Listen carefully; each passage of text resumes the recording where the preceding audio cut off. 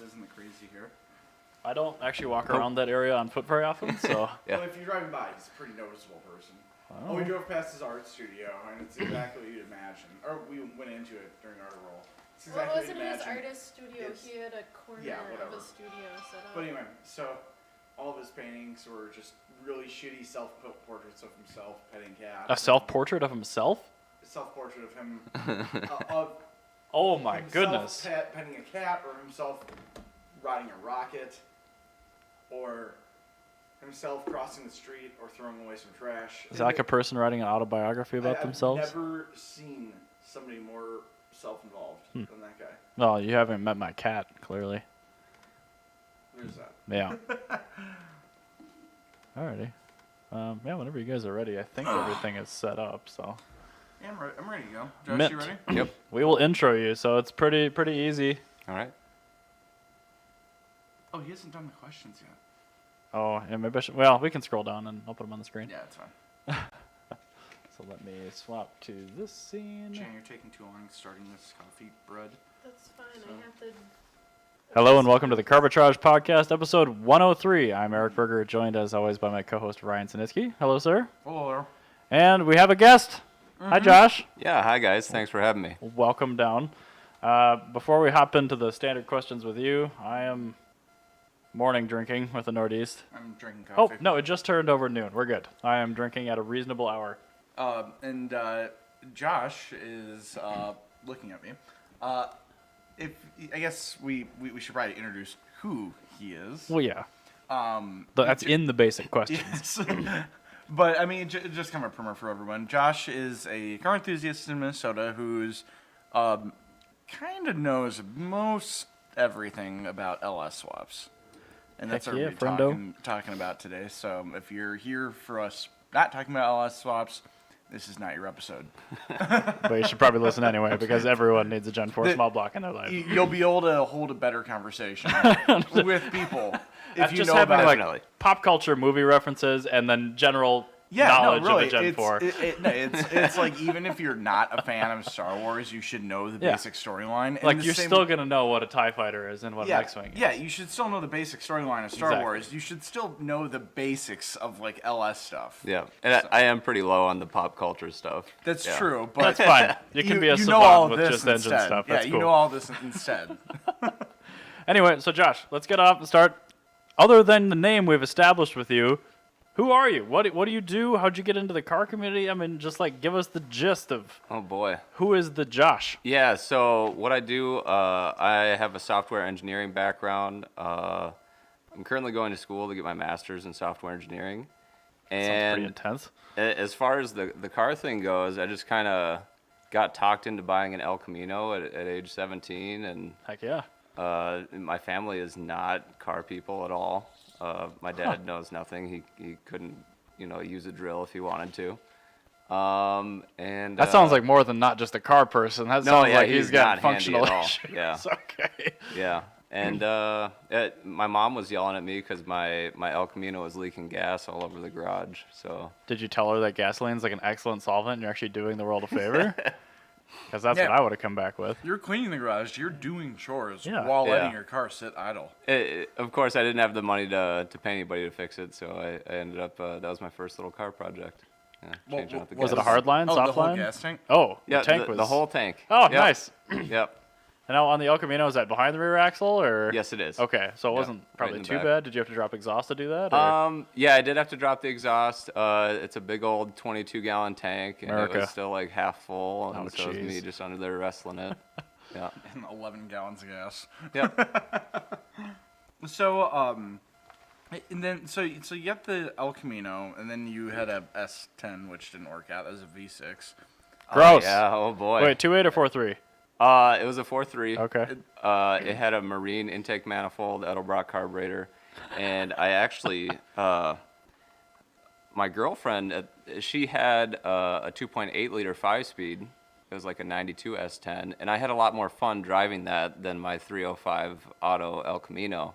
So I sold the El Camino at one point in order to buy this nasty 95 S10 with the 4.3 in the 5-speed. Was that a factory combination they offered? Yes, Okay. it was. Yeah, the that an NV NV 3500 transmission. Yep. For sure. Cool. Well, that kind of gets us into the what you drive thing, but I guess that was starting kind of with your roots. So, like, what's your current garage looking like? Oh, geez. Oh, yeah, we're going to put this on you. It's not a good situation. So we have a one-car garage in Richfield. Yeah, that's not a good situation. Yeah, it's full of crap. I have a little, like... Known cars in the one-car garage. Yeah. Yep. I have a little space between the garage and the house. It's a breezeway, Okay. and that is my workshop. Nice. Okay. I think it's like maybe a 10 by 10. Oh, that's... I've got That could be a lot worse. an industrial bandsaw, a lathe, a drill press, a CNC plasma cutter, all in that little room. That sounds my not God. fire prone at all either. That's- Right? Yeah. It's tough. CNC plasma cutter. in We your should also house. note that at some point we will have you and Anna back on, because Anna's Yes, just as much definitely. a car person as She'd you love are. to do this. I actually met you, Josh, through Anna when you guys Oh. were buying parts for the BMW. Yes. Yeah, Yeah, actually, her, most her 525. people, most people have met you through Anna actually, because she's like way more extroverted than you are. That is absolutely true. Yes. Yep. And there's nothing wrong with that, for the record. Just Yep. I am definitely INTJ. Yeah, Yeah. exactly. I wrote my Myers-Briggs down somewhere, but I have no idea what I am. Yeah, I think that's like exactly mine too. Yeah, you and Josh have a lot of the same Yeah, and idiosyncrasies. I was just telling a lot of people yesterday that people don't know me as Jana. They go, "You're Ryan Sininsky's girlfriend," and I go, "Yup." Great. And then It's walk nice to away. have my own identity. Yeah. That is who I am.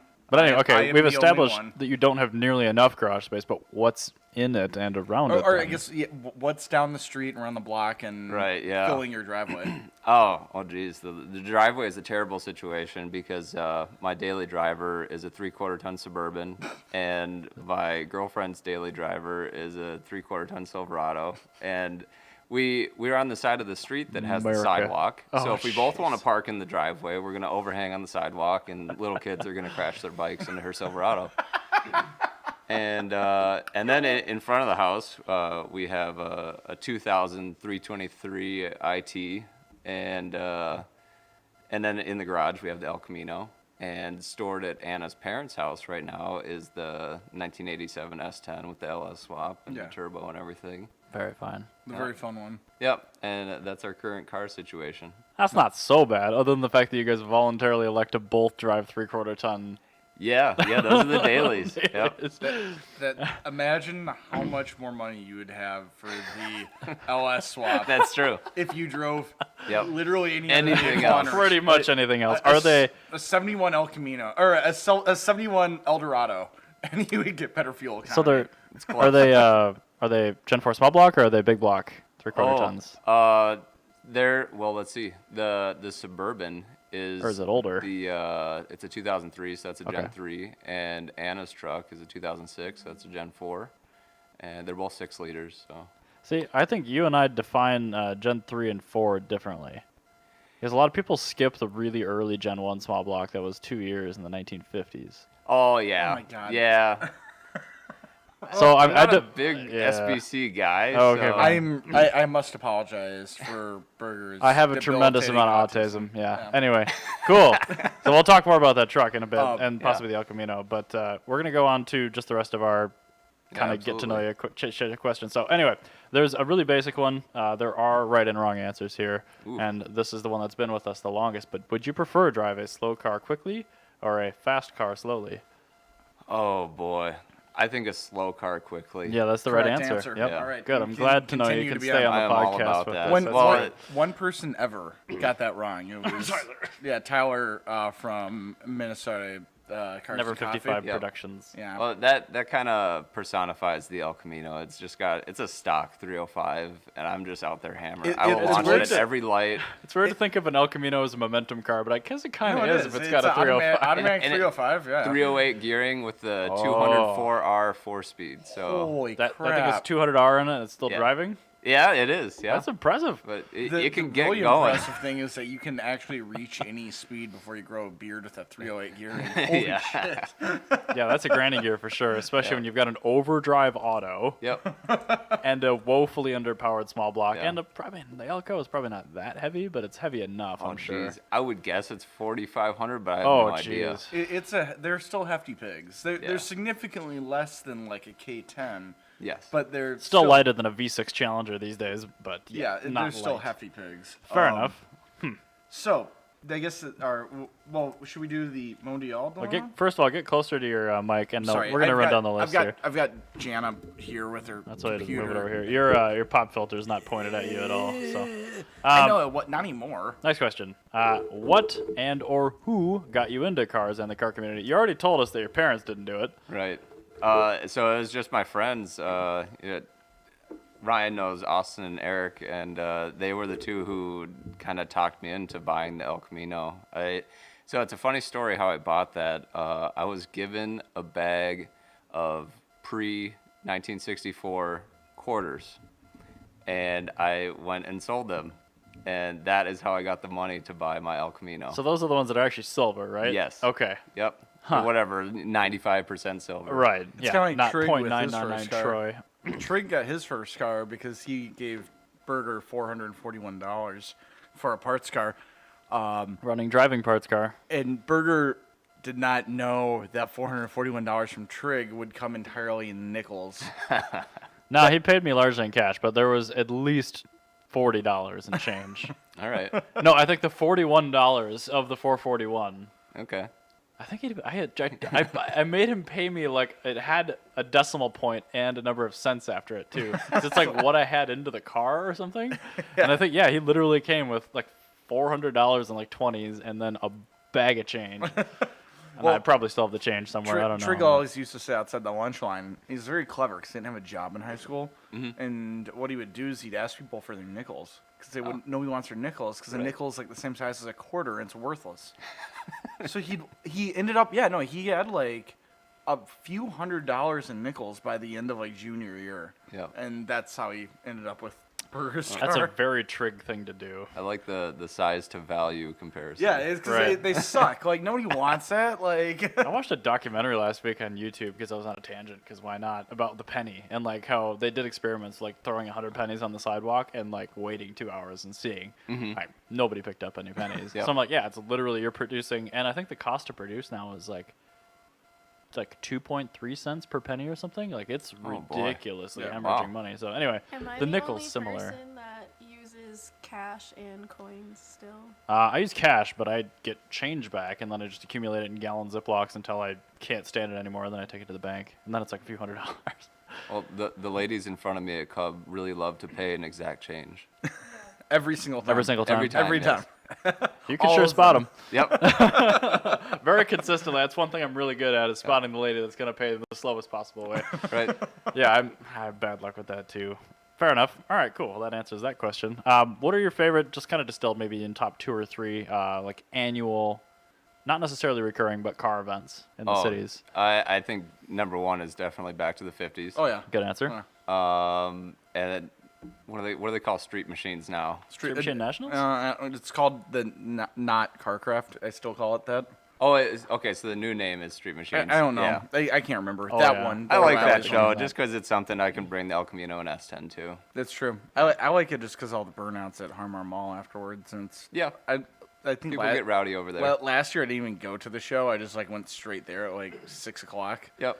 Like I don't want to walk around like the State Fairground when it's like hot as hell and all sweaty, looking at other sweaty fat guys and they're like Chevy Luminas with like spoilers on them. Yep. I don't want to look at that, but you might want to look at somebody doing a burnout.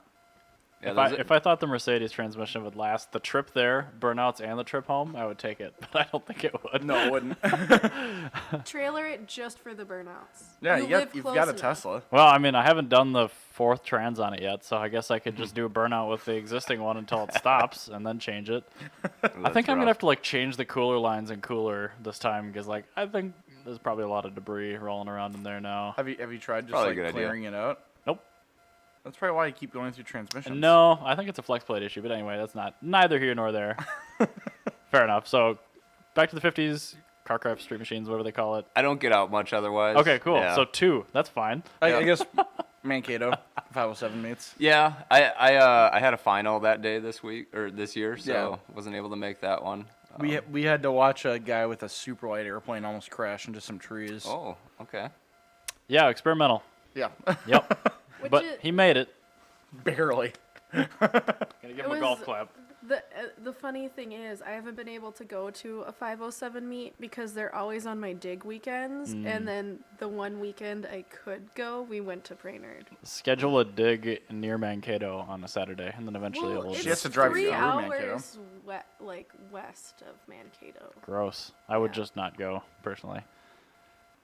Yeah, But I'm not an archaeologist, so there's no reason for me to She go. does There's lots cooler of good things. stuff down there. Okay, fine. All right, Ryan. We're on to the famous question now. All right, the Mondial dilemma. You have been given a Ferrari Mondial. Okay. I honestly don't know what that is. Can you bring one up on the screen for him? It's basically a 4-seater Ferrari 308, the Magnum PI Ferrari. Okay. Yeah. So, you've been given a Ferrari Mondial. It is not worth a lot of money. However, it has no engine in it. The engine has been robbed out to make a Ferrari 308 run, because a Ferrari 308 is worth like a few $100,000. A Ferrari Mondial is worth like maybe 35. 40-ish, like on the best one in the world, even though they're the exact same car. Now, you have to get that running. Obviously, the factory engine is worth more than the car, so you're not going to put the factory engine in. Yep. What do you put in? It has to be manual. It has to be transverse, and you cannot. You have Can't to. cut You anything. cannot cut sheet metal. Oh boy. But don't worry, I don't that- even know that the it- size constraints. So You it's a probably- transverse V8 Yeah. with a 5-speed you can- transaxle. So Oh, anything there's some room. Yeah, you're there's limited tons of to room, yeah. V8 or inline 4 in length, Okay. maybe inline 5. What does this thing weigh? Not very much. Doesn't Okay. weigh much. So, but 2,800 pounds. factory horsepower is about 240. 240. Yep. So you really have to be at like a Toyota Camry amount of Sounds horsepower. like a good K20 candidate. That's a good one. We've had. I can't. I thought you were gonna come up with some weird transverse mounted LS transmission. Yeah, you that's could a- get one of those nasty Monte Carlo things and Yeah, put a fucking 5.3 awful. in there. Yeah. Disgusting.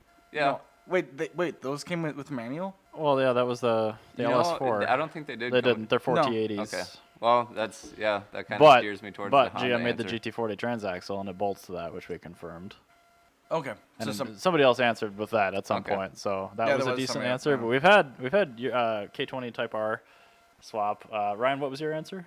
mine was really weird. I did a 12A rotary with a Bridgeport and a Holly Dominator carburetor, and that all feeds into a Toyota AE101 Corolla 5-speed manual transmission, which you can get an off-the-shelf conversion kit for. Wow, Since alright. it's running on a carburetor, it will run as reliably as the Ferrari. Yep. You now have a 5-speed transmission. It makes a cool noise, and you'll make probably about 260, 280 horsepower. Yep. So that would be a very... Sounds like a good. Of course, Yeah. Ryan had the really obscure answer, Yeah. which is great. Specifying the carburetor. And Mine all. was mine was much more boring. I was gonna choose a 3.3 liter Toyota 3MZ FE out of a Sienna era Camry, and then bolt the 3 liter TRD supercharger onto it, and then get a Solara 5-speed transaxle. All right. Should be turnkey and 400 horsepower. That sounds Kind of like that pretty guy cool. with the V6 MR2. Yep. Like that swap. The Yeah. thing would boogie, and it would be reliable. And then there was somebody that actually said... We've gotten a lot of good answers. yeah, somebody that did like a 4A GE. Like, Yep. they got really specific on that. Yeah, they're like which one it was, and then who was it? Nick that did the Alfa Romeo V6. Yeah, That would yeah, be that was it. that would be a pretty good There's answer. some really weirdo engines in the world. Yeah, and we've had some strange answers. So I mean, yours is fairly run of the mill, but still a good answer. Yeah, very no, reliable, the very K light. series Yeah. is a good engine. My favorite is Erik Berger's answer of the Sienna engine. Because In it's fact, I was going to use Jana's Sienna engine, Yes. It's literally sludge and all. Sludge and all. literally her engine. So if the Sienna ever gets totaled, maybe we should just find another Mondial and Yeah, just I do mean, it. it's about to lose another bumper, so. Has anybody said Series 2 3800 with a supercharger?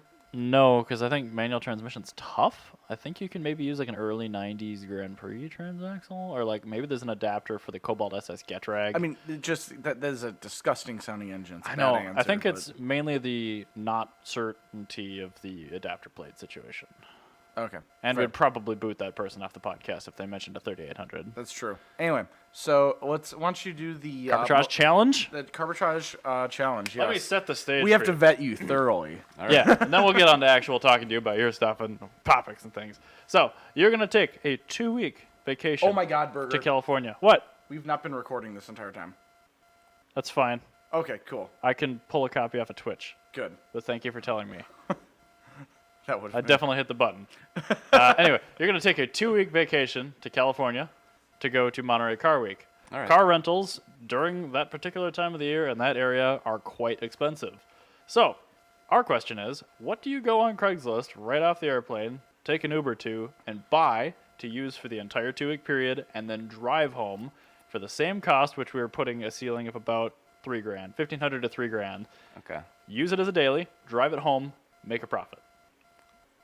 I'd probably get an S10 to be honest. You could probably Right. get a That's nice a- clean That's one my for that. go-to. So Nice clean S10. Yeah, they sell for a lot here. Square body especially. Yeah, you can't find one of those that's not all rotted out here. So No, if you find a good square body like the extra cab with like the cameo front end on it, especially like, if the blower motor's still good.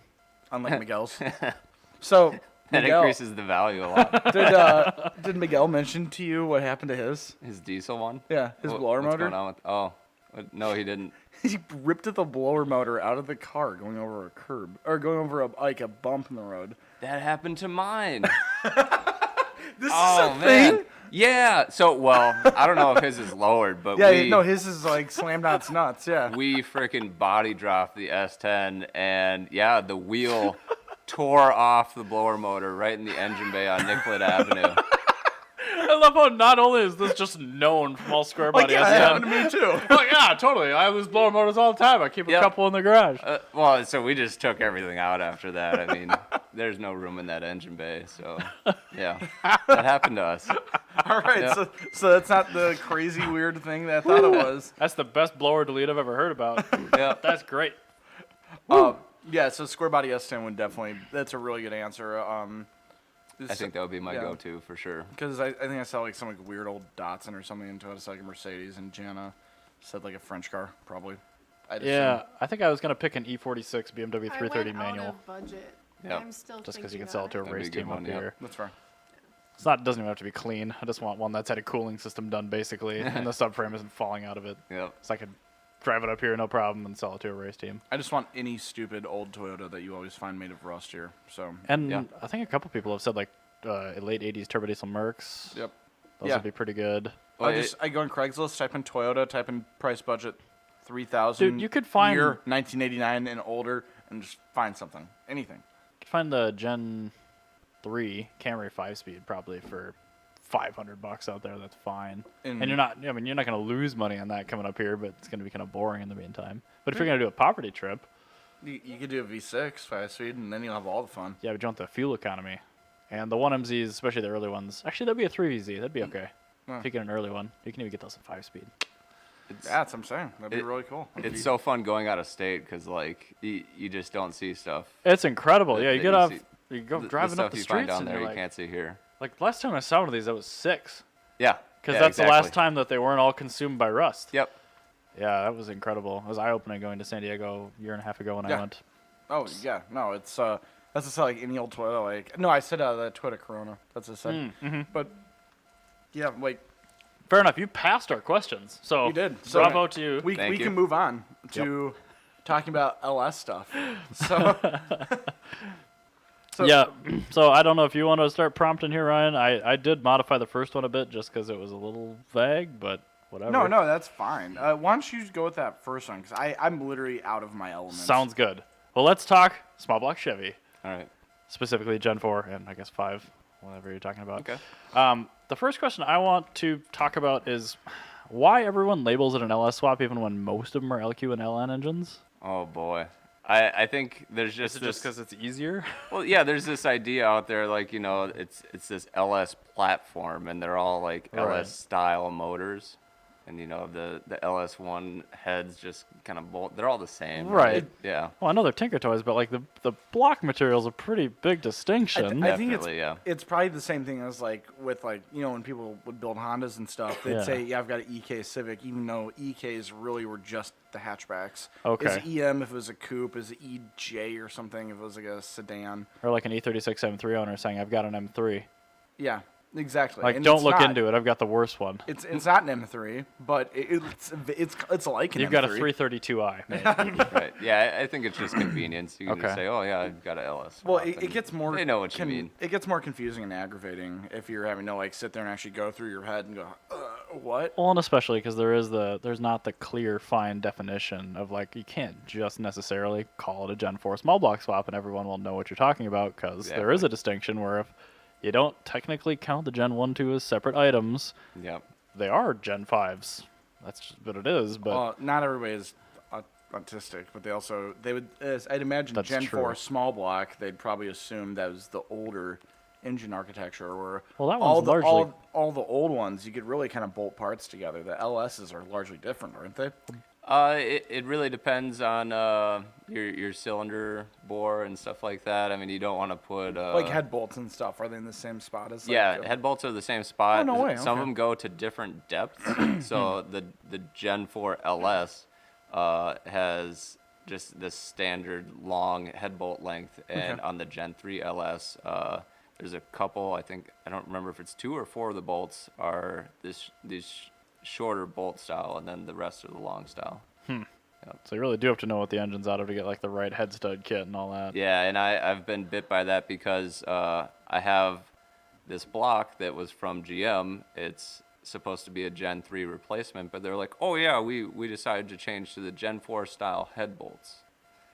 And So I guess that's a good thing though, because it it is a gives you good more thing. depth. Well, no, now yes. now it's just a bastard engine though. it is, 'cause, yeah. Well, aren't they And all? So No, then, no, of course, this I one bought just the has wrong that one bolts. part.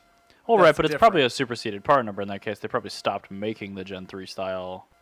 Like, You can still buy the right head bolts because I mean people are going to need them to do their head gaskets. But, right. But When yeah, as they're far as the short head block bolts, goes, fine, if you let get a their head Gen go. 3 block, they're going to say, well, you got to get the new Gen 4 head Huh. bolts. Yeah. So when you built your motor, then, well, I guess let's start with what is the block? What heads are you running? Well, here, Yeah. What's the actually, displacement? Before we even get to that point, Sure. let's kind of go over the differences in the generations. 'Cause Okay. So the Gen 1, not Burger's autistic 1950s weirdo Gen 1, but the actual Gen 1. It's a real thing. That's the one that came out at the end of the 4th generation Transmero birds, right? Oh boy. So the way Like, if you were to ask me what's a Gen 1 and Gen 2 small block, I Gen would 1 is say 53, 54. Don't worry about Burger. my answer would be sometime in the 50s they started at Gen 1, and then in like 86 or 85. something they went from the 2-piece seals to the 1-piece seals And on the the crank. bolt pattern changed on the valve cover, too, at that Yep. point. Yeah, the bolt pattern changed, and so I mean, like the El Camino I have, it's 86. It has That's technically an LS then? no, No, it's not no. LS. This is a but small block Chevy. I would call it a Gen 2 small block because it has the 1-piece Right. crankshaft seal. Okay, all right. Yeah. That makes. But- I can understand. But then that car still has the old valve cover bolts. Okay. Um, So those were just asymmetrical, or like a trapezoid shape in the bolts, right? Or were they center bolt? I can't remember what the pre-86. So the center bolt started with like the Vortex Okay, small block okay. motors. Yeah. And so gotcha. the ones that are on my El Camino, there's just 4 bolts Yeah. going around, just like all the old school Okay. small blocks. Yeah. I gotcha. So anything pre-Vortec and like post-1955 has got the same valve cover bolt pattern then? Yes. Okay, cool. That's good to know. Yep. I don't actually get in front of a lot of those, but yeah, just for a real quick touch on it, the Gen 1 small block was made for 1.5 or 2 years, and how you can tell it has no front accessory holes on it whatsoever. So it was only in the Corvette, and they mount it on the bottom to the frame. Okay. So all the accessories were just mounted differently. pretty cool. So that's how you can tell all that's those apart. technically the very first. Yep. Small Which block is Chevy, it's not okay. compatible with fucking anything else.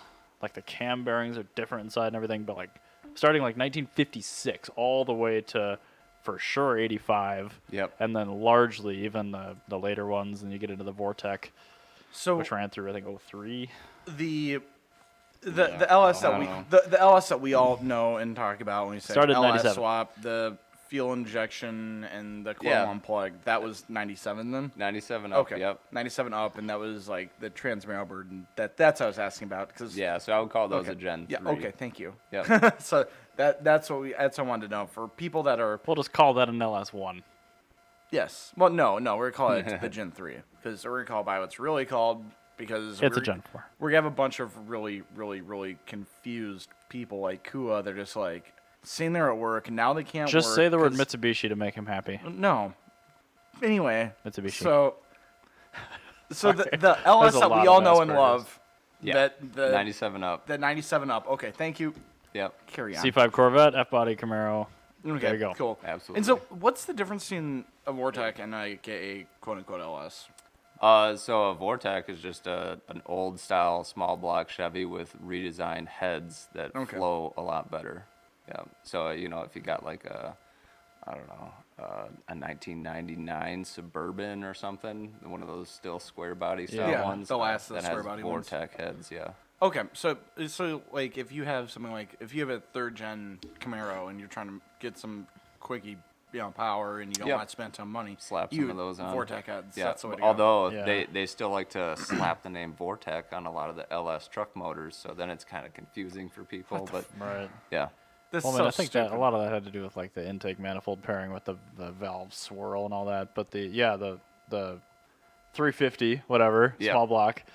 Yeah, if you put Vortec heads on it, they are great budget heads, and there's Yeah. actually companies that will like just go buy them from junkyards, and Yep. they'll because you have to actually mill a part of the head a little bit to get the valve to, or I guess the cam to let you open the valve a little bit further because they do flow really really well. They're still iron, so they're really Yeah. heavy, but you can make really good power through a Yep. set of modded That's true. Vortec heads. Yeah, I remember And hearing that on Engine Masters. I and think the stuff. later ones use a 3/8 stud too, which is good for higher revving. Yep. Perfect.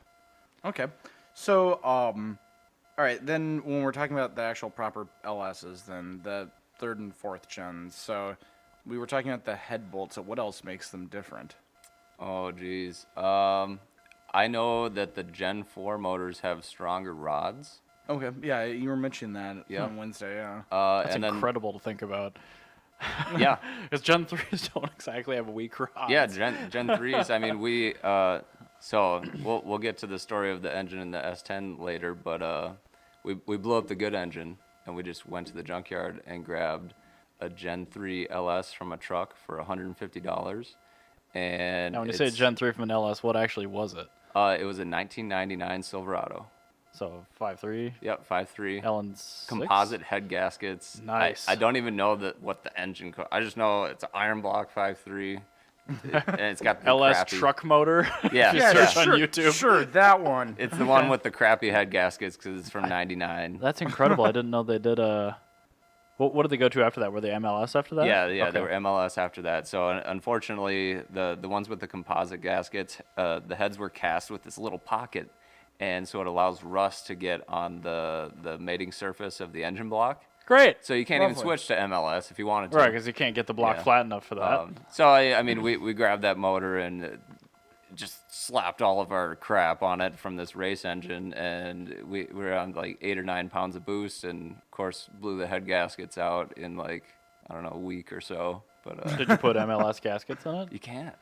So you had to put composite gaskets in. just whatever paper ones they had at O'Reilly's. I just went and At least you have a lifetime warranty on them now. Can you imagine warranting a head gasket? Like, yo, Dude, dude. Back in the leave. day, there used to be this dude that had a Ecotech, like as orange, like copper Cavalier Ecotech, like, and he had an eBay turbo on it, and he'd take out racing, and he beat like most people with it. Yep. And he had a AutoZone clutch, and he was Nice. putting like probably like 350 horsepower through it. Jeez. And just he was going through a clutch a month. Did he also have an AutoZone flywheel with a lifetime replacement? Because that thing otherwise would I just imagine be hot yes. spots. I imagine yes. And yeah, he would go through. He'd just annihilate a clutch. Yeah. He'd do like He'd probably do like 4 or 5 runs. It would smell like clutch after that, and then stop and let the clutch cool down. AutoZone lifetime warranties, man. Was the Great about engine it. and transmission just held together with vice grips to make it quicker to? The engine and transmission were fine. Like it was No, just but like the quick release. Oh, for like yeah, all the I know, clutches yeah, he's bolts. doing. he Clicos. he had wing nuts instead of bolts. Now I kind of want to see that. It was pretty cool. Well, I heard about back with B5 Passats because those things just eat CVs like crazy. Oh, like, all the time, yeah.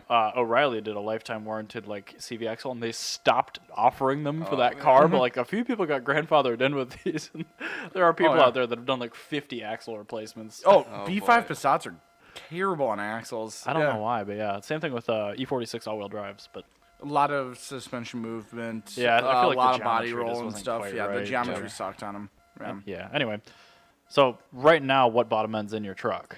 It's still the 1999 5.3 liter with What the head paper gaskets are in it? Really? Yeah, whatever Felpro paper ones we AutoZone got. Felpro FP Yeah. 10334s or whatever the part number is. I'm sure he's had memorized by now. Yep. So your original motor was an aluminum block or no? No, iron block 6 liter, Gen 3. It had So it's like a LQ4 or something?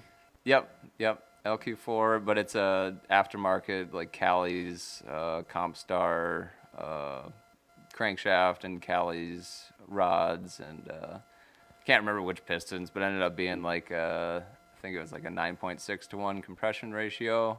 Was that up or down from stock? I don't really know. Jeez, Or I at stock, I don't know.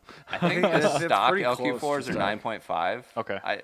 I think that's They were like That's actually- about as close as you can get with like aftermarket. Yeah. Pretty high static compression for a boost motor. Yeah, and just before we blew both the head gaskets and kind of scored up the cylinder walls, we actually just had the wastegates just pinned shut, and we were just Let her rip, tater chip. we had an 84 millimeter Borg Warner on there, and our boost gauge maxes out at 30, and it would just see 30. Yep. Oh, Yep. well, that And the sounds mo- like the fun. only- the only Yeah. Oh, reason- jeez. The only reason it really blew up though is because your fuel injection, right? So it ran on 2 air motive eliminator fuel pumps on the 85, and one of the pumps went out. So Okay, is each one of those like 1,000 liters a minute? I'm not exactly sure. That's the highest one. They're that Air really Motive good makes. fuel pumps for those Yeah. people listening that don't know. Yeah. Yep. Really, really good. And Really good. One Also happened not to die. cheap. And An Aeromotive pump died? Yep. Those are even rated to use ethanol in them. Yeah. But we hadn't had that many miles on it either. I don't know, 1,500 miles or so. I guess that's one of those you were parts still where it's either going to... breaking in. Yeah, and the stupid thing is, I opted to use just a GM-based computer out of like a 2001 Tahoe, and Oh, it's fine. there's no safety, so Do those have knock sensing or no? They do have knock sensing, but with solid engine mounts and Oh, solid suspension. In 4 digits of horsepower. Yeah, you just Yeah. don't use them. I gotcha. Yep. Well, Tuning with the plugs. Yep. Yeah, I guess that's Yeah, just be careful. Have a good timing curve. Make sure your fuel pumps don't fail. That's Little bit of kind knocks, of not a big thing. deal. That's why people invest in the expensive fuel management systems. Yes. and Oh, stuff. yeah. And I'd like to get that Holly system. It's called the Holly Dominator. Yeah. That's up next. So. Yeah, that's one of the few self-tuning systems that actually comes with like pretty decent ignition maps right out of the box. Yep. Is like everyone's like, oh, it's a self-tuning block. I'm like, yeah, but you still have to deal with ignition, which is the biggest problem when you're going forced induction. Yeah. Right. Like a lot of these systems are just out there and they're running your ignition map and they're learning fuel, and that's great. But if you're also running like 35 degrees of timing on boost on site, you're probably Not going to good. pop head gaskets. Oh, with- yeah. Yes. Yep. A lot. I know that because I accidentally did that with the Unicorn that one time 4 times. That one time, 4 times. Yeah. Ours. It ran like a rape tape for like until it detonated the head gaskets out of it. Right. Yeah. Ours goes down to I think it's 13 degrees of advance when you're in full boost. That's so, still pretty a lot. yeah. But you're Pretty a on lot. corn juice. So We've that's got we've got probably the okay. corn juice and we've got an air to water intercooler and all that fun stuff. So. Good lord. What do you air- have for a trans in that thing? Air to water intercooler, but Those are gorgeous, by the way. let me show you the piping on it, which is hilarious because it's definitely just like some Home Depot like generic Oh, yeah. hosing Yeah. for the air to water. But my favorite part right here is just like I'll have to describe it to our listeners, or you can hold it in front of the camera, I guess. Can you text it to me? Yes, I will. Anyway, it says made in yeah. the USA. Clear all the way vinyl, across. made in USA. It's the made in USA sign that's perfect. But I'm just sending that out. You can see the coolant in it, though. I'm amazed you actually run. I suppose So, you store the truck, though. I had to store it in an unheated garage, and I just haven't got around to switching it out to water. But yeah, so Eric, for your transmission question, it's got the 480E in there. Hell yeah, It's still brother. computer controlled and all that. Nice. Not even a manual valve body. Nope. Yeah, I assume you have. Are you running a stock like GM truck computer with a tune on it, or are you running a standalone Yeah, trans computer? 2001 Tahoe computer, and I tuned it. Nice. Can you, with the tuning and that, can you make the shifting more aggressive? Oh yeah. Okay. Yeah, good. you can get in there. You can increase the line pressure, decrease the shift time, change all the shift points, That's nice. and That's pretty cool. You'll do that with like EFI Live. What's your tuning program? horsepower tuners. HP tuners. Okay. Yep. God, that's so cool. I love how like every 6-cylinder ECU and trans computer from GM from like 97 to, we'll say conservatively 2010 just works in any vehicle with a flash on it. Yeah. And there's basically no encryption. Right. Yep. I'm super jealous of that. I've got a coworker that's super into like older small block stuff, and he's not into EFI, so I can't really rip on him for that. But someday, Yep. I'll throw a small block in something, and I'll be like, why haven't I not just done this every single time? It's fun, and it's so cheap. Power dense, it's cheap, it's reliable. There's like no real reason not to do it. Other than that, they're all over the place.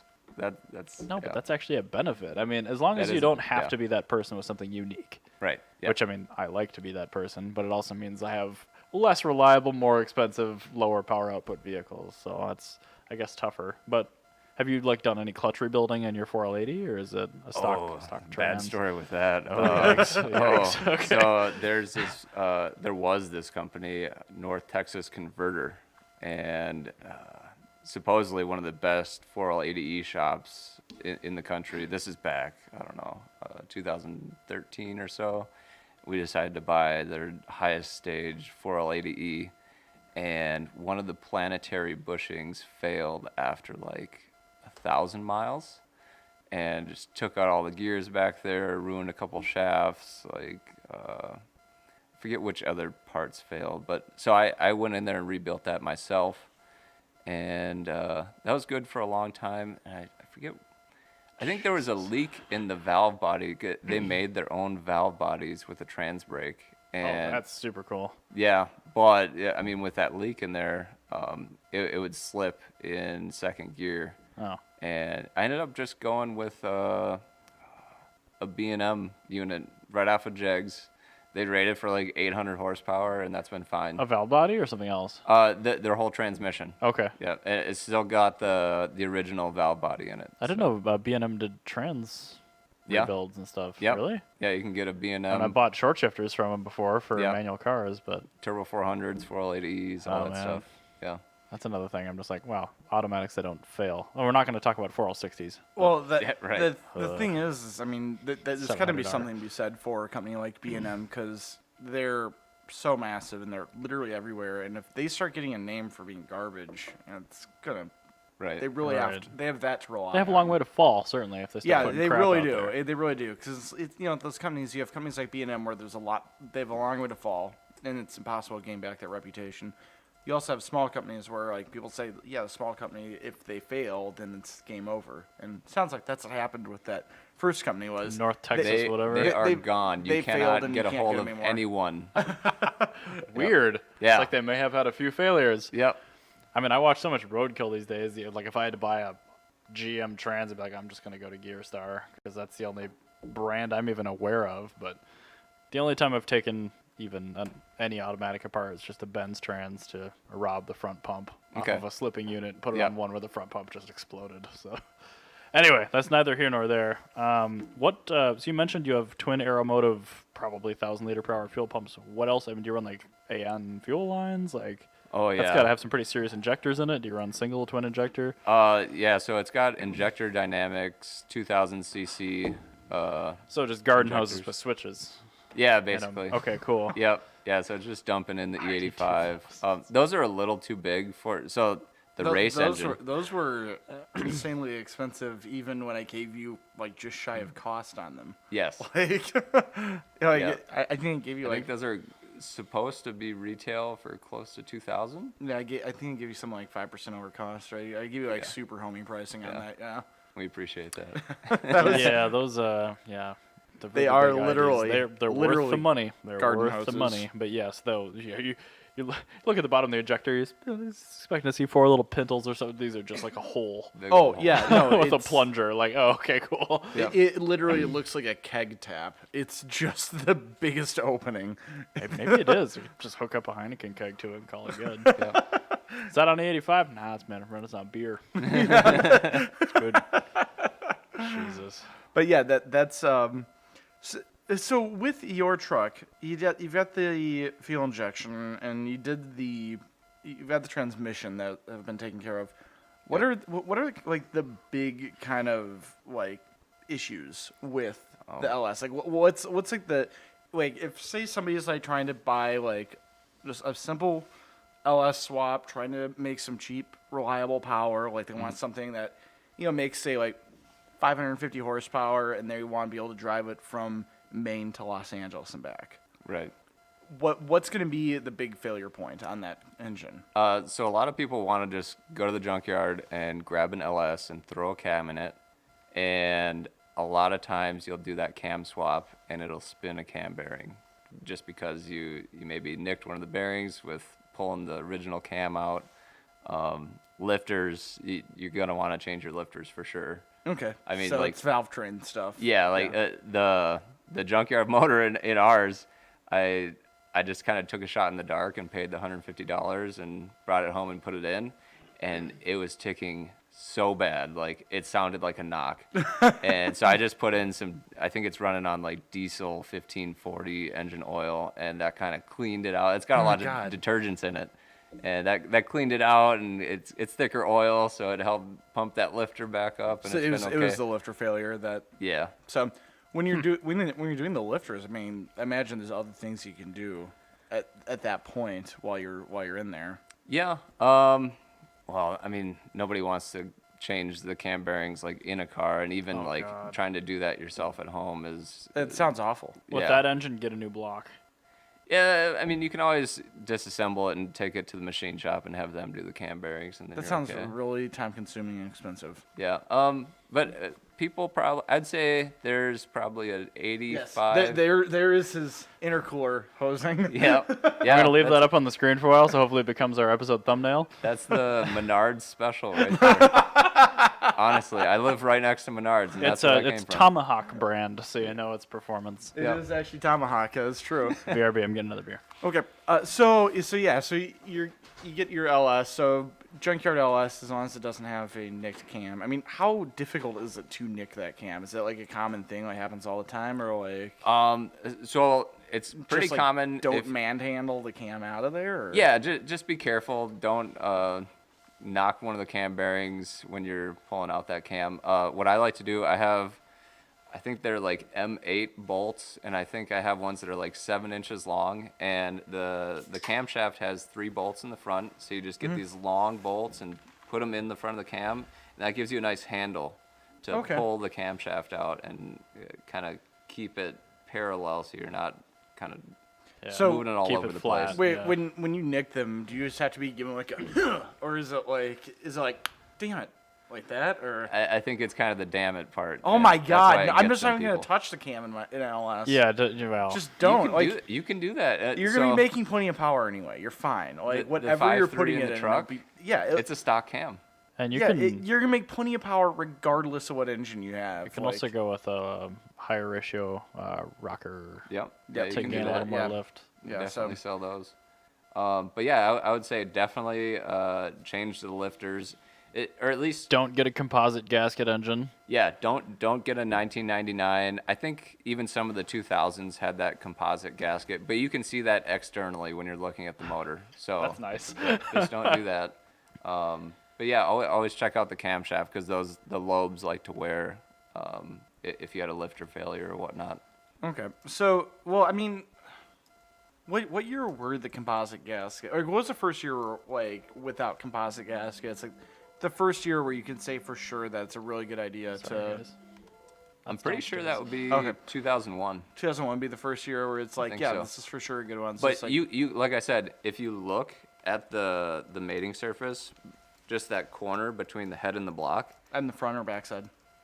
any side, Okay. you can actually see, MLS head gaskets. They Yeah, have they have that that little little rivet tab, that yeah. holds the things together. Yeah. Well, you'll see that sticking out on the ones that have the MLS gaskets. Okay, So, perfect. yeah, you All can right, just so visually that's walk up and see it. super easy to tell. So Yep. yeah, you can just like easily just go into any junkyard and suddenly make your third generation Camaro worth owning. Yeah. So Yeah, well, I mean, I think that's why the LS swap is so popular in the States here, and I do want to qualify that within the States. yeah, Because they're ubiquitous and thick on the ground here, but they're really not that common. it's like a Barra in Australia or the RB25 or 26 in Japan, Yeah. or the what's the big one in New Zealand? the rotary. Yeah, and Puerto Rico. But Yeah, rotaries are everywhere in New Zealand, Puerto Rico. Well, and I guess in Germany there's probably some weirdo inline six that. is yeah, I don't wonderful. actually know what the most common motor swap thing to do in Germany is. I know Russia's got to be like turbo diesel Mercedes engines. Yeah. Oh yeah, they're everywhere. Yeah. Because they so- just put giant element pumps on those things and just throw them to the moon. Sorry, I'm dealing with a guy that's coming to buy a trans right now. I'm just telling him how to get inside. I feel you know what would be really cool to see is like somewhere like 1320 takes like a well-built street LS and Yep. compares it to like a well-built street Australian like Barra swapped car, and then like a really well-built New Zealand or Puerto Rican swapped rotary, and then a well-built like Mercedes diesel from Russia. Yeah, it's a good like- episode idea. Like It would be pretty cool, especially if you had like build logs. Yeah, like Yeah. like the best of each country and see who actually is the fastest, and then watch like some just like out of nowhere Kenyan like 4-liter 4-cylinder Toyota pickup just like shit on everything. They're using like a Yanmar forklift engine. Yeah, it's like nobody's ever heard of it, and it's just like yeah, it's 4 liters. It normally makes 40 horsepower, but it's super over square. I would kind of like to see like a shitbox competition between all those countries and see who can do it for the cheapest. The cheapest Yeah. car would to go win. 10 seconds. I think we would win with I mean, LS. just The cheapest 10-second between car. Yeah. Engine Masters and a couple other YouTube channels that have like they really know the platform well, and they know like which cheap parts to buy, and then basically the tune to make it work. And they go and do the same thing you did, probably with an MLS motor, Yeah. but literally they'll change nothing. They'll bolt on an intercooled turbo Yep. to a stock unopened 5.3 with like 200,000 miles on it, and they'll make 600, 700, 800 horsepower out of it, and Yep. it won't scatter. So, I think the only country that I would have any faith in beating us would probably be Australia. Yeah, a Barra can kind of do the same thing. Because, yeah, just because, like, that engine is so overbuilt. And they're Like, in really cheap cars. You can get a super cheap inline 6. Yeah. It's close. I'm not sure. Have you ever heard of the Barra? I haven't. It's Oh. basically like a 2JZ It's a great, on great crack. engine. All right. So it's a 4-liter inline 6 over square, closed deck, low compression, Okay. dual overhead cam, cross flow cylinder Well, head. the earlier ones were single overhead cam, Yeah, but a lot but- of them are DOHC now. Alright. But the thing is they're like super overbuilt because they were used for like delivery trucks and stuff. Yep. So they're designed to not break. So It's you like can, a sophisticated Jeep and, 4-liter. and it's non-interference as well. Yeah. So Okay. yeah, no, Yeah. it's like a 2JZ on crack. sounds great. And then you can just put any turbo you want, Yeah. and Yeah. the bottom end will just hold. Yep. All right. Yeah. And it's a Ford engine. There was an older YouTube video of a guy with like a car who was gonna go scrap or whatever, and he opened the hood, started it, like put a brick on the accelerator, and then took off the oil cap and just put a garden hose in it while it was running, and it kept going at red line man. for like minutes, and then he started like shoveling sand into the valve cover. I'm just like, well, Yeah. apparently it's fine. Well, Mighty Car Mods, they love the Barra engine. Yeah. So they took a Toyota Cresta, which is like my Cressida, but cooler. Aw. It's true. It's right-hand drive. It's got digital dashboard standard, and it's got pillarless windows. It's really cool, and still a sedan. It's got wraparound rear windshield. But anyway, so Hold on, Scott's requesting a photo of the Barra. yes, send Scott a picture of the Barra. Well, I'm But gonna put it up on the screen. the cool thing about they did the Barra swap, and Turbo Yoda, Turbo Yoda, the guy that does all their like Alan, tuning everything. love Alan. Yeah. He he just like found the biggest turbo he could in Australia that would like fit in the car physically. Yep. And put it on, stock everything, and let her buck. There's a and then- Barra. Yeah. They let her buck, and then this year they took the same Toyota Cresta and they took it to Hot Rod Drag Week, and it made it through the entire weekend. Wow. Like, That's while impressive. being tuned Yeah. on the opposite side of the world. Yeah. Put on boat, sent here, and Oh, then sealed man. engine. Yeah. Wow. So. Very With no cool spare engine. parts anywhere in the country. So they're like, it needs to work. And Very like the impressive. entire weekend, it was running like they were super conservative on because they didn't want to blow it up. Yeah. And they were running like still high tens. Cool. Like the entire weekend. Super cool. And drove from like basically Chicago to Florida. Yeah, that's definitely the down under small block. Yes, it is. So I'd love to see that go up against the LS in like a international like drag week thing. Yeah. If they could do like, yeah, I don't know. You hear like song mashups. I want to see like an engine mashup. I know, Between right? the Barra and the small block. Just, man, take the best parts of both. But I mean, that's kind of an engineering thing. I mean, you could, as an auto manufacturer, you could make a stock engine handle 1,500 horsepower, no problem. Yep. It's all about longevity and warranty and this kind of stuff. Exactly, So yeah. these just accidentally were really good, just like the small block. Yeah, But I mean, that's because they can't fail. It was over engineered to be reliable at 200 Right. horsepower. Right. So I guess I'm kind of like I think this is actually gonna be my last question about LSs, but with the LS, all right, let's say I'm going to a junkyard. I found a truck with a 2002 Silverado with a 5.3 in it, Okay. Make sure it's a 5.3 though. or a 6. Could be a 4.8. or a 6.0. The 4.8 even exists? Yes. There's a 4.8. Yeah, and those are fine too. They are, in but my if you're opinion. shopping for a 5.3 and you get a 4.8, it could throw your build off. Same block. On the block it says 4.8/5.3. So But What? there Yeah, is a look way at to the tell. VIN. I can't remember what it is. How do you but tell? I look at the VIN. You can look at the What- option codes under the hood if the hood's still there. That will Yeah, tell you you what could do motor that. it has. What should the VIN say? I don't know. I always Google it. You plug it into O'Reilly or something? Okay. Yep. Chevy Silverado 5.32 WD. Cool. Right. And the beauty is if you go to a junkyard and you're looking for one of these motors, like they're almost all 4L60 and everyone has a bad 4L60. So somebody's already been there and pulled that off. So it's literally like a 20-minute pull to get this That's motor true. out. Yes. Yeah. Oftentimes That is there's true. just the engine sitting there waiting. Yeah. I'm like, take me. It's like take Yep. me. it's Make two bolts most. and some wire. It's like two or four bolts Depends and on some how much wiring, you care right? about the stuff, but Well, you it's a cut the little more than exhaust, that. but Yep. The Yeah. exhaust is usually off already for the trans. it's true. Or yeah. the junkyard they're already cut in a lot Perfect. of cases. so- True, yeah, they'll pull the cats off of a Yeah. car. So anyway, yeah, So- the small block it's hard to argue with. I guess when you're at the junkyard and you're pulling this engine, what all do you need to take? Oh, for tools. No, for tools and then for the engine itself. do you I guess. grab? Yeah. What do you grab while you're there? Okay, so I actually have a little yard cart that I got at Northern Tool, and I built a LS specific stand that sits in this yard cart, so I can just go and haul my little wagon around the junkyard. That's definitely not a sign that you have a problem. Yeah, so I can just go and grab LSs all day long. So you just call Josh and he Yeah. gets it Yeah. for you, and you just like pay him like $100. Yep. No problem. Have it on 20 minutes. Yeah, and this stand actually has a detachable gas tank, battery tray, So and you can wiring. actually, like, so I just can just test fire it. it up right on the stand if I wanted to. Oh, Yeah. like no, yeah, this lifter's ticking bad. Yep. Don't want this one. Take it back. Just push it off the cart into the dirt. Yeah. The next person comes like, what the hell? You could probably just build those and sell those on the internet. Oh, probably. You totally could. You think you actually could. should. I Yeah. think you because that'd be like that's something like there's so many people that do LS swaps. Like that's something that you need. Oh, there are shops that do nothing but. Yeah, and it's just like that's one of those things that'd be so convenient to be able to just go, yeah, cool, here you go, boom. Circling starts. back to the beginning of the episode real quick, we are now calling the small block swap an LS swap, so that's why they're called LS swaps. because it just It's makes just sense. easier. Because you know what, when you say small block, then you're like, so did they? When I hear small block, I do assume that it's a Vortec or earlier That's what I General think. Motors I engine. I hear imagine, LS, yeah. I assume it's a 97 to 2012 whatever engine.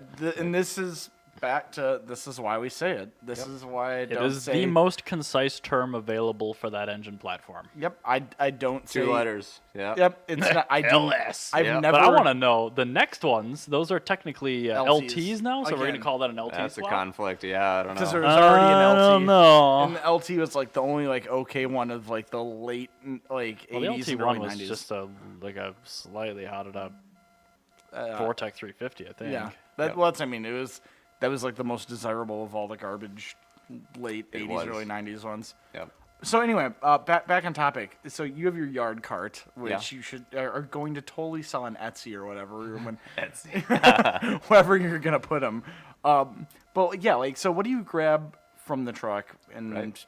is there any like weird tool that like people are like, I don't have this with my standard socket set and hammer? You know, it's really, really nice if you have a cordless impact. Okay. So you can, sometimes the... You should own that anyway if you're working on a car. Yeah. And so definitely bring that to the junkyard if you have one, because a lot of times, even though they cut the cats out of those things, you still have to disconnect the exhaust from the manifolds, and oftentimes you have to disconnect the manifolds from the heads just to get it out. A lot of times I'll go and grab 6 liters from vans. So yes. you definitely have to pull the exhaust manifolds off of those. And depending on whether it's a Gen 3 or Gen 4, the Gen 3s have a 10 millimeter head on the bolts for the exhaust manifolds, and the Gen 4s, I think it's a 12 or a 13. 'Cause Whoa, those that's a are pretty those are significant very difference. prone to cracking. Those bolts, they just crack off on the 10 last. mils? Yeah. Okay, the early The ones. last 2 cylinders, a lot of times you'll just see those bolts have cracked off long ago. Oh, so it's like a Ford modular. Yeah. Yeah. Ford never figured out all the heat exhaust things. cycling and the rust and stuff. For just sure. And you eats said away bolt, those. not nut, so that goes into the head. And Yeah. you're... Oh yeah. I have some pictures of So, me. so what you should do is when you're doing that, maybe if that happens, just go find some other LSs that are also in the junkyard, and Chances are you're gonna break one. JB just Weld. keep going until you find one where it's not broken, and then take that cylinder head and just bring Chances it, are you're bring gonna it with. snap one off in the Or head, buy a cheap set of nicer heads. or that. Just be done. But not a good the example, bolt but- extraction is relatively easy if you have a welder. Just weld a nut. Put a nut up against it and weld it, and it'll come right pull out. right out. Yeah.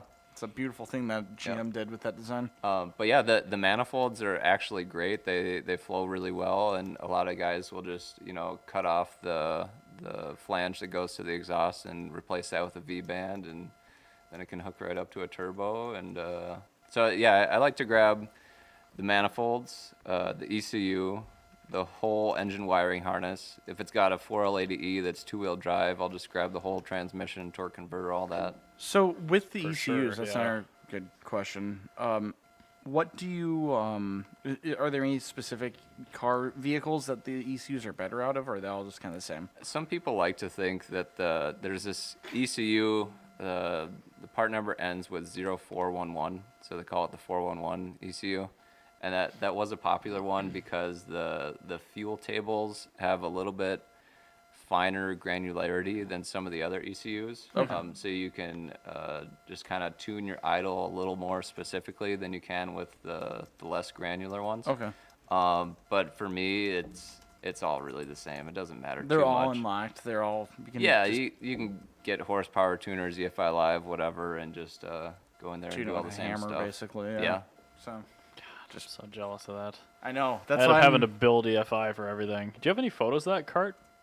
Scott's asking. I don't have photos of the cart. Damn. Ah, Well, that's fine. At least I So tried. next time you're gonna bring the cart Yeah. and photos. You of and the you and cart. Anna can carry the cart in, bring it up here for us. All It'll right. yeah, be great. we'll give the card. We'll to Mike. find an LS. We'll plug it in. We'll fire We'll it do up. a there. full Yeah, okay. demonstration. Yeah, that'd be great. I got extra engine stands. Let's Cool. be fine. Yeah, Yeah. you got 2 extras and still One extra. I gave one to a coworker, Okay. but the other Alright. one's got your name on it. So we can use. For now, I'll our have more in the engine future. stand. I'm down from 9 to 4 now. Wow, that's quite the collection. They used to all be populated. Now I'm trying to not have extra engines I don't need. Yeah. Anyway, let me go back to the. I think. Oh, okay. What do you have? One more question, just personal note. What rear ends in it? Is that's kind of a big deal for Oh, power? an S10? Yeah. It's a 350 to 1 ratio. But, And like, it's is a it Ford a- 9-inch. Okay. Yep. I was gonna- do you have like a? Okay. It's all square braced, and it's from Mosier. They built. It's called the Fab 9 housing, so it's this real That is a strong, thick one. gorgeous. Okay. I actually have a picture of the rear end of their So truck that's as got well. chromoly axle shafts and all second. that fanciness. Oh, Yes. Or Yeah. I'll send you a picture of the rear That of the thing's truck. pretty neat. It's got a what do they call it? So the center section is made by Strange Strange Fab, Engineering, or- and I think it's like a wave lock. Wave track? Wave track, yeah. Oh, So yeah, I've heard of wave track, yeah. Yeah, so you can actually take corners. At least and it's an not- LSD and not a spool. Yeah, yeah. little more it doesn't streetable. bind up and everything. So, Yeah. Yep. I know rave tracks aren't great for track use, but they're great for daily driving and stuff like that, and Right. making two tires. This light up. isn't the Yep. best picture in the world of the rear end. I was trying to get more of a picture of the Oh. air-water intercooler. Yeah, let me. You guys talk amongst yourselves. I'm gonna put Which this on the is- screen in just a minute. Basically just a radiator for your intake. So that radiator is a Honda Civic radiator. Oh, it's a Civic Straight half-red? off I of was gonna say, yeah. Amazon. Yeah, it was real cheap. I don't And, know. that's your $20 or air-water intercooler? That's Yes, it awesome. is, yep. That's a perfect air-water. Yep. So that's why the Civic half-red exists. Yeah. Is just like the perfect thing. Like, Cheapest thing I could find. I found It's some a- heater cores that work pretty well for that too. it's a really, really kick-ass design, the Civic half-red. Yeah. Like, thank you very much, EK Civic, Yeah. for giving us Absolutely. a half-sized radiator on almost every car. Yep. So- Yeah, so you can see a little of the rear end here. Yeah, so that's Good kind of lord. yeah. That's stock, right? Yeah, it is. Yeah. I love all the like irrigation, plumbing. Yeah. Actually, if you look at the tank that holds our water for the air-water intercooler, it's got a pump in there. Mm-hmm. The white thing on the top is actually like A pool pump. it's like an access for like a drain for plumbing in your house. Oh, okay. That's so straight from Menards as well. I like this thing more and more. This is great. This is a wonderful build. This is how I operate too. I'm like, well, yeah, but what's the cheapest way I can do it good? I was like, I bet none of that's gonna fail. It's a strange combination. It's got like half high dollar parts. I was gonna say, yeah, you've got a this, fabricated 9-inch. yeah, but then a $150 engine and like lawn This supply is stuff. the ultimate LS build. Yeah, right here. I Like, want all of my coolant piping to be clear. I know vinyl it's now. it's It's actually a strange mix. well, no, actually, what's cool about the coolant piping being clear is it's really good for diagnosing. Like, I wonder if I have an air bubble. Yep, if, it's if right do there. I do I have an air bubble? Am I getting like hydrocarbons in here? Like that's a. I think all coolant piping should be clear. You know, surprisingly, I added a little like bleed thing to that Honda Civic radiator, and I ended up just not needing it. The pump actually just sucks the bubbles through the whole system, and it doesn't really have any air pockets. That's awesome. I was very That's surprised. amazing. That's a happy accident. Yeah. That's my favorite kind of accident. You know, the other beautiful thing here is all these industrial parts. These are all designed to be put behind a piece of drywall, so they're never going to break. So Pretty much. it's probably as reliable, if not more reliable, than what you would get off the internet. Yeah, but it's not for- correct. That's like me doing an engine out on that and not having a degree wheel from Ferrari. Exactly. It's not Guess correct. what? and Still fine. You're going to go 3 to years hell for later. it. Yeah, right? So you're- Oh, the 4 inflamed me good for that one. You're But like it's still fine. your cast iron 90-degree elbows. Yeah, go to hell on that one. Like, Yep. Oh, man, I was doing a fan clutch on the 850 in John's driveway like 2 years ago. yeah. And I pulled the shroud out, and there's a little plastic T-fitting in there where the overflow from like the water pump housing goes to the overflow tank. And then it Okay. also has another capillary line that goes up for something else. Anyway, that broke. I'm like, well, never going to find one of those with all these like proprietary squeeze-on hose clamps. Went up to Ace Hardware, and they had like a brass one with barbs. I'm like, why would I not just put this on there? Yep. And I did. And I got new hose at the same time. And I'm just like, why was this ever plastic? Yeah. And then I'm sure everybody in the BMW world just I didn't lost tell their them. minds. This is the first time that's been public. Oh boy. Oh boy. Yeah. Well, at least this will be a popular episode. Car has been driving for 2 years. No problem. We are gonna have literally 150 comments on Spotify, even though you can't comment on there. They're gonna find a way. They'll find a way. Anyway, let's transition into topics now. Well, let's only do one or two, so we can actually have something for episode number 2. And actually, That's actually pretty full too. Looking at it. well, we can always cancel some crap here because a lot of Well, this is let's just roll through it. whatever. None of these look like they're actually too long a topic, so I think we'll be okay. One second here, because I actually want to look at this because I'm very capable of drawing out garbage. Oh, trust me, Ryan. I'm well aware. Yeah. Anyway, my first topic is the GR Supra embargo finally lifted. Actually, lifted last week, but we didn't do an episode last week, so oops. Wouldn't you guys know? It's actually generally pretty positive. People seem to like this 6-cylinder turbocharged rear-wheel drive platform that's brand new from a Japanese auto manufacturer. Are we surprised at all or not? Because this was our car of the year last year. It was actually. So that's the thing is, there's been a lot of. It's really difficult because it is a good engine, yes. It is a good engine. However, made by BMW. It's like putting a LS into the LS 400. That would be fine. Yeah, it would be fine, but imagine how Toyota people would just lose their minds over that. It's fine. Okay, so it's a good car. Take it for what it's worth. Yeah, I mean, it's a good car. It's fine. And The reviews that's the have been thing. very positive. They Yeah. even tuned the BMW ECU to do that weird crackle thing when you lift off. One second. The reviews have been very fine. You know what else had very fine reviews? The Mirage? No, the 1997 Chevy Malibu 4-cylinder. Are you equating the GR Supra to a Malibu? I'm just saying that you shouldn't always trust the reviews because they get excited about things. The 1997 Chevy Malibu actually received Car and Driver Car of the Year. I had one of those. First car. Think of all the cars that were for sale in I'm 1997. excited about this because it's a rear-wheel drive platform that I know how to put a manual transmission into. Well, that's a good thing.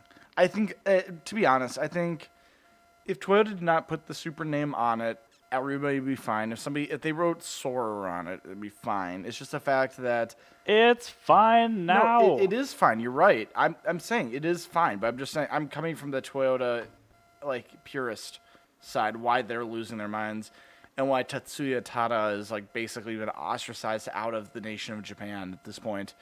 Because TRD will sell you carbon fiber stuff for it, though. that's great, but I mean, it's the fact that they took the most holy of holy cars from Toyota and they put a Let alone that BMW the engine. Mark IV Supra is actually a pretty mediocre car. Has a really great engine. It's actually a pretty mediocre car. No, It it's was a not very, that very well good car. regarded when it was originally reviewed. Well, yeah. Neither Just saying. was the 54 Corvette, and look at us now. Exactly. But I'm saying that this car is arguably being better received now than the Mark IV was back in 1993. You know, they also said that the 930 Turbo Porsche was not a good car, but they said It the actually isn't. 997 is And that was specifically the launch ones, which are 4-speed, and those are actually cars you don't want to buy. again, the reviews are different than how the car will actually be seen. Right. Because I am fully on board with... One second. The reviews also said that the 2003 Thunderbird was a wonderful revitalization of the Thunderbird. Ooh. And everybody knows that nobody's given a shit about any Thunderbird. Oh, what about the since- 55-year-old women in trailer parks? 1 second. Nobody's given a shit about any Thunderbird Getting since the 1 second finger. since 1964. That was the last year anybody cared about. So the Thunderbird. first year cars, those are never going to be worth anything. But the next year, when they come to their senses and offer a 6-speed in that, yeah, they'll be worth something. they'll be worth some probably. money. Anyway, so it's released. Pretty good. Go buy one when they make a manual, but be angry at them for now because it's not. Yep. And and did you hear about the new BMW 7 Series with the V8? No, actually. Oh, they're actually using a Cadillac V8. Really? Yeah, they are. That's actually probably way better because BMW's twin turbo V8 is an apocalyptic piece of shit. Yep. So that didn't work as well as I thought it would. So, Oh, is that not actually true? No, that's not a real thing. Dude, have you seen the new Cadillac twin turbo V8? They're actually giving I Cadillac don't their have own V8. faith in They're it. giving Cadillac their own V8, and I know the North Yes, Star was as the I last say, time the that last happened. time they That did wasn't that, so it was good. an absolute sack Great of engine. shit. Cost cut at the last second to become one of the worst engines of all time. Yep. Yeah, no, it's a piece of shit. But the So, newest one, hopefully they didn't do that. So if hopefully. they actually put the new Cadillac will motor tell. in the 7 Series, that would be much better. Anyway. If they could make the kidney grills smaller while they're doing it, that would be fab. That would be great. So I do want to note, I actually had this show up in my email at work. There's no good pictures in this at all. I know, it's because this is a internal thing. But anyway, SEMA Battle of the Builders is coming back to St. Paul, doing cool card building stuff to bring to SEMA. They'll be at Street Machine Nationals, as you mentioned. Hey, that's a show that previously. Josh likes. Oh, yeah. Oh, yeah. So if you are building something really dope and you are young, then you can enter yourself into Battle of the Builders. Gonna and enter Brexit with a K series. What Yeah. is the age cutoff for that now? I think Anna might be young enough. Okay. So you can totally register the S10 in Anna's name. I really wanna think say you it's- should. I want to say it's like 25 or 26 Uh-oh. years old. Oh. Yeah, but you could, but Anna's like yeah, right Anna's in 24, so. perfect. Yeah. Yeah, there you go. Do it. Yeah, that would Does be. she want to enter 2 cars? Like, these are very differently built. all these like old men are just like entering cars. They're all entering cars under Anna's name. Also, Jana, your sister is gonna enter a car. That will be that'll be K Series Brexit. I'm just too old. Just barely. Just barely too Yeah. old. Aw. Well, I mean, it's cool. It's coming to St. Paul. That's where I live. We need to look into the cutoff because I might just be on the borderline. Yeah. So what's 27 or younger. dude? Oh, All right. I'm still 27. Till, Perfect. Till August. Yeah, but I really think that the judges. Well, just register now Yeah. when you're still 27. So this is where sexism is actually useful. I'm very confident. Oh, here we go. One second. second. I think actually if either Anna or Okay. Jana were I the agree. people that were entering the car because They will it's do not better. some gross 27-year-old dude, Yes. then you're more likely to actually win. Did you just tell me misogyny is a good thing? Ooh. No, I Because- said it's useful. It's different than a good thing. Okay. So we like to call that the pretty girl discount Yes, in our the household. pretty girl discount. Exactly. Misogyny being useful. Taking advantage of a terrible, terrible thing. Yep. So there Wow. you I'm See, gonna. this always happens against my favor because they always pretend like I'm stupid. go. Well, sometimes you can use them thinking that you're stupid to your advantage. It's kind of like Sun Tzu's Art of War. Is Yes. you find your advantage and you take it, basically. That's not a direct All translation. right, next but, topic. But no, I mean that was my kind of be my last topic, because I don't really want to go through everything here because There's only 2 more. They're both me, and it won't take but a minute. So I'm just going to Okay. keep plugging through. All right. So remember, probably 6 months ago, we talked about Mercedes-Benz. They actually had Formula One engine technology for combustion, so gasoline that was hitting 43% thermal efficiency. Yeah, Alright. Incredibly good. So Yep. that is insane. Yeah. for people that have no frame of reference, about 20 years ago, the efficiency, so the amount of energy that comes into your engine in gasoline, about 13% of that actually made it to the pavement as power. Yeah, and even that was like huge. That was pretty good. just I mean, 10 years prior to that, you're looking at 8. and that was a really static thing. That was for a long time. It was just kind of about that. Right now, we're in the 40s in production cars. Modern production cars with gasoline engines are roughly 40% of the energy that's going into the fuel injection system is coming out to the tire, Wow. which is incredibly good. Maybe not to the tire, but to the flywheel, whatever. Now they're saying that 50% is coming pretty soon. So I don't know where the difficulty curve kind of ends, or where it's not worth putting more money into it to try to figure out where to get the additional percentage out of that. That difficulty curve comes when the electric motor becomes cheap And that's the readily thing. available. I mean, in my Yes. notes, I wrote to myself, I'm like, 50%'s on the horizon, which is a pretty cool stopgap, while alternative fuels and infrastructure kind of just get put in place. I mean, new cars, when they're 13% essentially more efficient than outgoing models, that is a really big deal when you Oh, yeah. multiply it by millions of units. Yeah. But I mean, yeah, it's a stopgap. So, but anyway, I'm super impressed with engineers. That's That's really rad. really cool, especially if you very, very apply cool. that to diesel.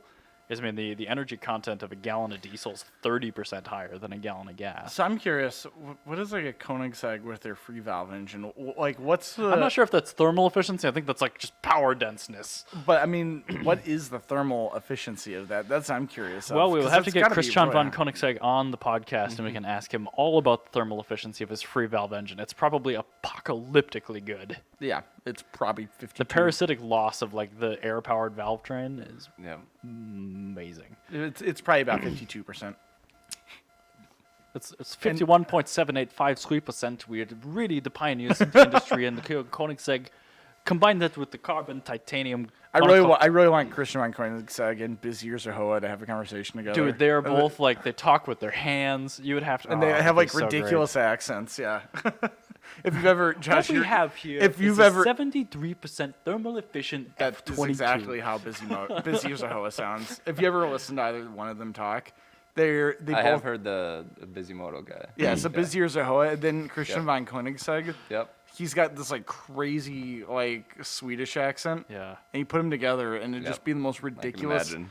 the most ridiculous nerdy conversation you've ever heard in your life. I want to be like if I could do that, and you want- just if you die just be a at fly that on the moment. wall. Be, perfect, no problem. All right. But anyway, that's pretty impressive. Last little quip it here before we sign off. I bought a $400 E46 wagon this morning Oh, cool. because well, why would you not do that? Is it I mean, all-wheel drive? It is, Yep, that's why. and it's also automatic. Oh, boo. So on that bombshell, Oh, we got to talk about. what did we learn? Things we learned. Things, Jana, you got a bunch of them. ooh, we've been gone for a long time. We should all have really good ones. Oh, dude, what was I talking about? I was like, Ryan, don't let me forget this, and then I forgot it. Porcupines. So there's, I think there's a New World and Old World. and an Old World porcupine. Okay. But basically there's two different porcupines in the world. You're talking like in a different genus or what? I'm getting there. So there's two sorry. different porcupines. And apparently, according to... Do they have different head gaskets? Yes. No, one's got a prehensile Hold tail on. and one doesn't. No, that's I thought- monkeys. Oh, it's monkeys. I'm sorry. I learned something Sorry, about It's hard monkeys, to remember? attenuate your Anywho, volume when so, you're both talking. Sorry, I'm That's fine. yelling at I'm Ryan working 'cause he's on being it. wrong. I'm working the thingy. So, according to my forensic anthropology professor, porcupines, Okay. these two different porcupines, aren't related to each other at all. So if one porcupine fucks the other porcupine, Yeah, no they porcupines come out? Probably not. Whoa. I mean, they're nowhere near each other, That's so that's probably not going to happen. so they like but they independently became a similar Yeah, they- thing? Independently, both evolved to porcupines. That's actually really cool. Yeah, I was like, that's so mind-blowing. Something so specific as a porcupine, they both independently. So they like have no relations. They both were completely different things. And then they evolved into porcupines. That's actually really cool. And I think they're in completely different continents. One, like, I think one climbs trees and the other one doesn't. But they both really like chewing on bones. I One more so also- than the other. I don't like doing either of those things. Chewing on bones or climbing trees. Yeah, so that was like my fact I was super excited to share with you guys. That's actually pretty rad. That's pretty cool. That things like on this planet evolved separately Yeah. to do basically the same thing. As far as what I learned this last week. Do you want to think about that for a Yes, second? please. Okay, so I learned that the Chevy Corvair Greenbrier with the flat 6 engine had a slightly different displacement, so it'd have a fatter torque curve because of its aerodynamic deficiencies. So they actually, a lot of people, what they do is they take the Greenbrier engines and they put them in Corvairs for autocross, and then on the normal Corvairs, they'll take a manhole cover and put it in the trunk for weight distribution. Okay, yeah. On the Greenbriers, it's a little bit more difficult because your footwell is the trunk, and then you just have a manhole cover floating around your footwell. Yeah. But yeah, That I sounds- learned that at the van show yesterday. That's Well- an odd thing to learn at a van show. I was talking to a guy with a Corvair Greenbrier. He's a cool guy. That's fine. That's cool. His name is Chase something the 8th. But anyway, we'll talk about that show next episode. Berger, what did you learn? I learned that they make PWM dimmer modules for 12-volt LED sign installations. A PW what? Pulse width modulation dimmer Thank you. modules, like additional like daisy chainable, so they can all take one PWM signal and drive off separate power supplies. That's actually really cool. It's pretty neat. All I right. did an LED sign install this week because my job has no definition at all. So, Josh, Sounds like my job. at the end of every episode, we always, because we often end on something sad, we want to be happy Like- about Yeah, it. we can't leave this on transitions. automatic all-wheel drive E46. Yeah. Can't do So that. we want to talk about something happy. So something you learned this week that you're proud of. Oh boy. Don't have to be proud of it; just has to be interesting. Yeah, I don't know if I'm necessarily proud of it, but I kind of pre-released a website that I've been building this week. Oh, cool. And I'm very surprised at how good people are at finding the issues. Yeah, it's really Oh, amazing. yeah. Yeah. Yeah. It's Immediately. I mean, one guy, he was just like trying to log in and had an issue, and no, guys, like, hey, if you right click on the WordPress logo, it crashes my like refrigerator's power supply. Like, what's wrong with you? yeah. Like, there's a firewall rule issue there, bro. I don't know how your fridge is hooked up to the LAN, but you should probably unplug it. Yeah. It's one of those Samsung smart fridges. Yeah, exactly. Well, cool. That's fair enough. Well, there you go. Well, cool. That's actually that is a fact. That is a true fact that you should also be proud of. Well, anyway, thank you for listening to us talking in your ear about LSs. Josh, thanks for coming by. Thank you, sir. Yeah, come by with Anna and your definitely. cart. Thanks for having me, guys. Bring the motor cart. We'll try to find a U-pull day, or we can all go pull an LS for no reason. All right. Yeah, Cool.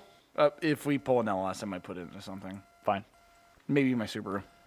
That'd be cool. All right.